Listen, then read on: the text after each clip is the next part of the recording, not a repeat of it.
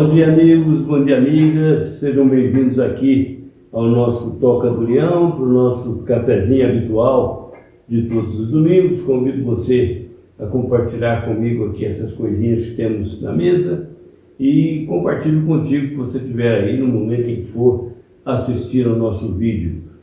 Eu peço aos amigos que se inscrevam, os que não são inscritos, aumentando a nossa família Toca do Leão, com o Leão Borges, para podermos fazer com que o YouTube distribua mais amplamente os nossos vídeos.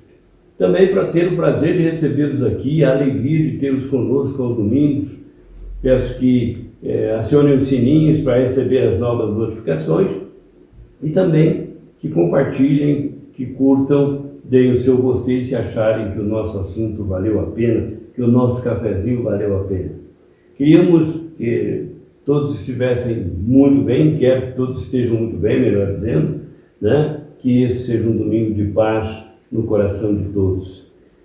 Queria conversar com os amigos, enquanto tomamos um cafezinho breve aqui, sobre caminhos e atalhos. Vamos ao tema.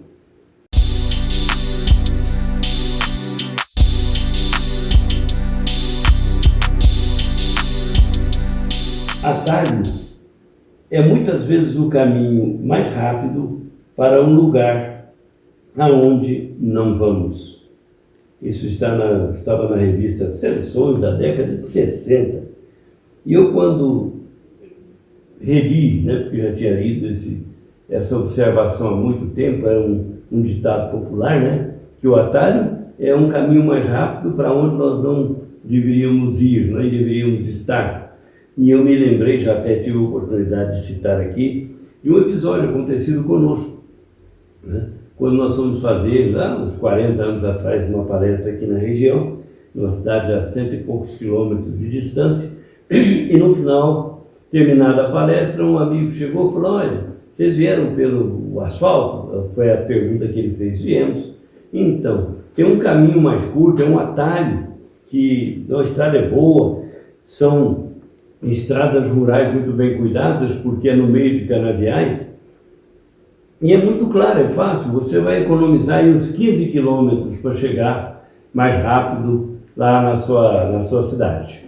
Eu falei: então, como é que é esse caminho? Aí ele pegou um papelzinho, desenhou um croquis, e nós pegamos o fusquinha verde e botamos na estrada. Lá a uma certa altura, furou um pneu. Trocamos o pneu, botamos o estepe e viemos. Começou uma chuva tempestuosa que a gente não conseguia ver nada adiante do nariz, e de repente aquele entroncamento que era claro, provavelmente numa situação normal, mas que ficou obscuro, ficou complicado no momento em que nós estávamos, debaixo de uma chuva intensa, ele disse assim: esse caminho aqui, nesse ponto você converge à direita e vai, não tem erro, você vai sair na estrada, mas vai sair 15 quilômetros já distante da cidade. Então, naquele ponto, foi exatamente o ponto em que a chuva se tornou mais intensa, mais dramática. Aí, sem ver nada, acabamos passando por aquele entroncamento, aquela encruzilhada, e fomos caminhando até que furou um novo pneu, furou outro pneu, e aí já não tínhamos mais estepes. E nós ficamos esperando a chuva amainar um pouco. Quando a chuva diminuiu um pouco, conseguimos divisar assim, a uma média distância, uma luz de uma casa, e aí nós saímos ali, fomos até a cerca daquela casa, a porteira e tudo, começamos a gritar para que alguém lá pudesse nos ouvir e quem sabe nos dar um socorro. Difícil naquela altura, Seria mas muita coincidência a pessoa ter ali um pneu de estepe, de um Fusca, para poder nos servir. Então, nós gritamos ali e tal, de repente veio um senhorzinho lá com uma capa, um guarda-chuva e uma lanterna. E ele chegou e disse: pois não, coragem de sair naquela hora, já era começo da madrugada, já estávamos na primeira hora da madrugada do dia seguinte, da nossa palestra. E aí ele falou: meninos, o que vocês estão fazendo aqui? O que está arrumando? Eu falei: não, senhor, é que nós nos perdemos aqui um pouco, porque os amigos disseram que tinha um atalho aqui para Franca e eles indicaram o lugar do entroncamento.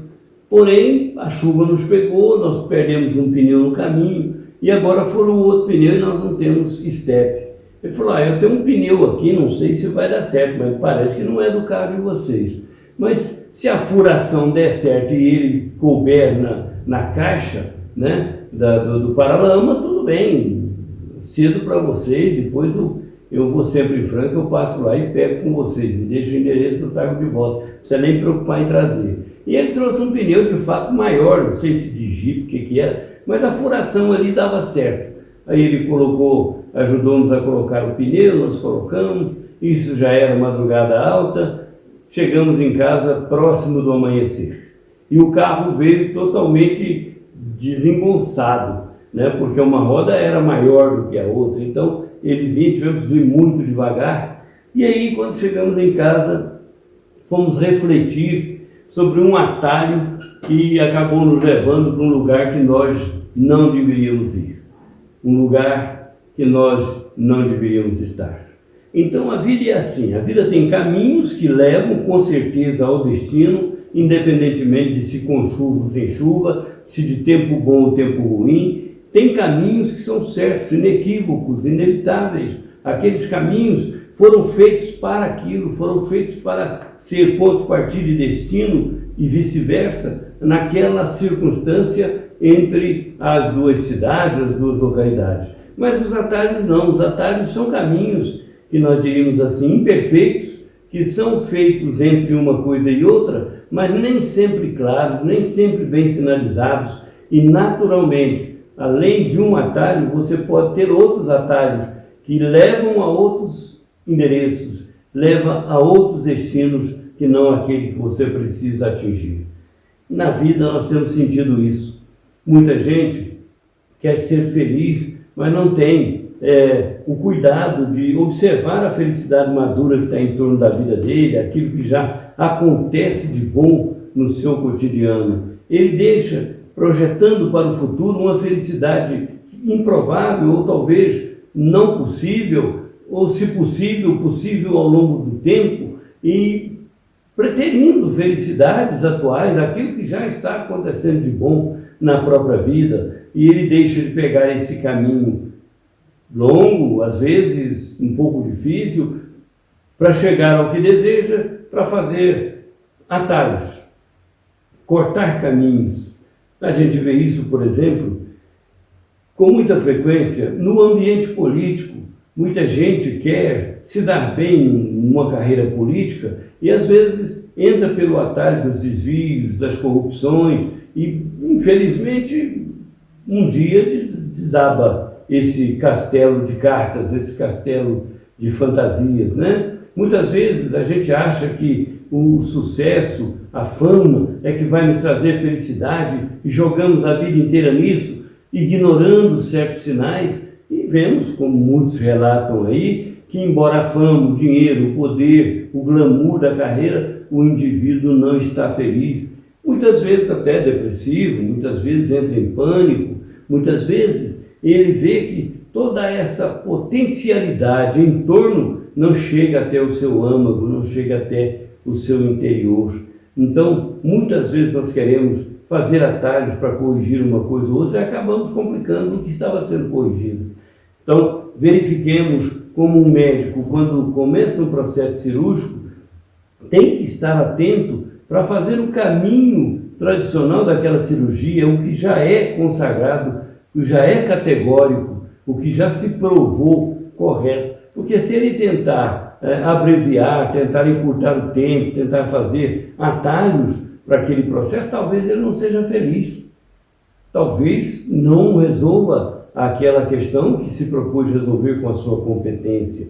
Um pedreiro que, ao invés de fazer as estruturas primeiro, para depois fazer os fechamentos, né, as conclusões, pode ver o prédio desabar. Nós vimos aí ainda há poucos dias, ontem mesmo, estava vendo na internet, prédios desabando depois de já estar bem altos. Por quê? Porque talvez uma imprecisão num cálculo ou a precipitação em outro caso pode ter levado a falhas estruturais que botaram no chão aquele edifício que foi pensado para ficar de pé por décadas.